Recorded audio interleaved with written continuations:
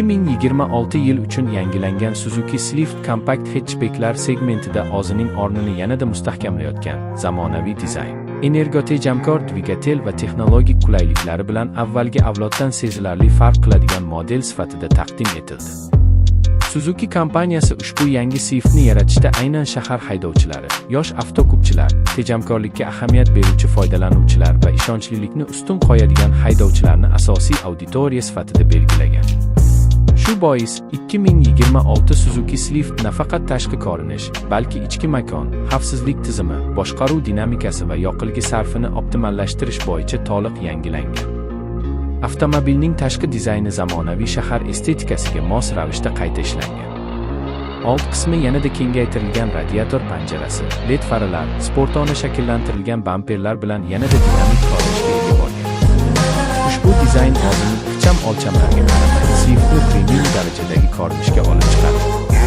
Yon chiziqlardagi o'ziga xos ingichka chiziqlar, aerodinamik shakl, rang variantlarining ko'pligi, jumladan ikki rangli kuzov variantlari Swift'ning xaridorlar oldidagi jozibasini oshiradi.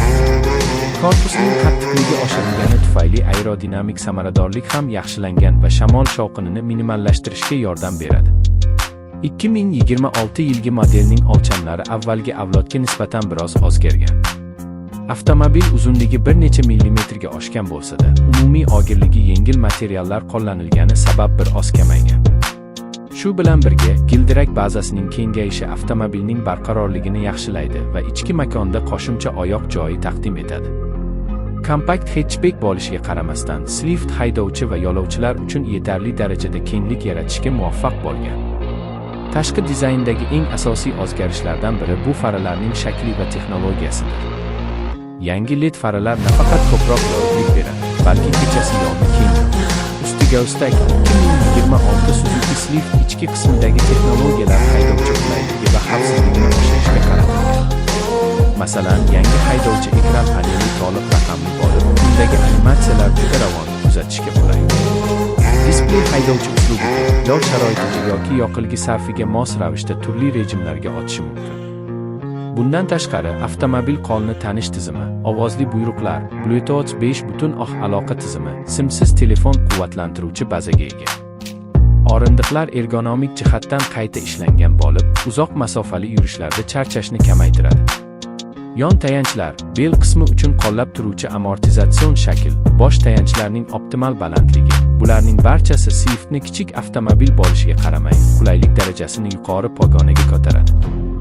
Orqa o'rindiqlarda ham joy yetarli bo'lib, bo'yi 180 sim bo'lgan yo'lovchi ham bemalol sigadi.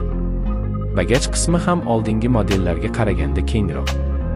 Odatda kompakt hatchbeklarda bagaj sifati cheklangan bo'ladi, biroq Swift'da 2026 yilgi modelda bagaj hajmi oshirilgan va orqa o'rindiqlar bukilganda yuk tashish imkoniyati yanada kengayadi. Bu esa Swift'ni nafaqat shahar ichida, balki uzoq sayohatlar uchun ham qulay tanlovga aylantiradi. Dvigatel qismi haqida gap ketganda, Suzuki har doim tejamkorlik va ishonchlilikni ustun qo'yadi. 2026 Suzuki Swift ikki xil motor variantida taqdim etilishi kutilmoqda. 1.2 litrli dual-jet benzinli dvigatel va mild hibrid, yarim gibrid tizimi bilan jihozlangan versiya. Dual-jet texnologiyasi yoqilg'i samaradorligini oshirish, quvvatni barqaror taqsimlash, tebranishni kamaytirish uchun ishlab chiqilgan. Ushbu dvigatel kichik bo'lishiga qaramay, o'z segmenti uchun yetarli kuch va tejamkorlikni ta'minlaydi. Mild hibrid versiyasi esa yanada tejamkor bo'lib, qadam bosish va past tezlikda energiya tejash tizimiga ega. Ushbu tizim avtomobilning umumiy yoqilg'i sarfini sezilarli darajada kamaytiradi, atmosferaga zararli gazlar chiqishini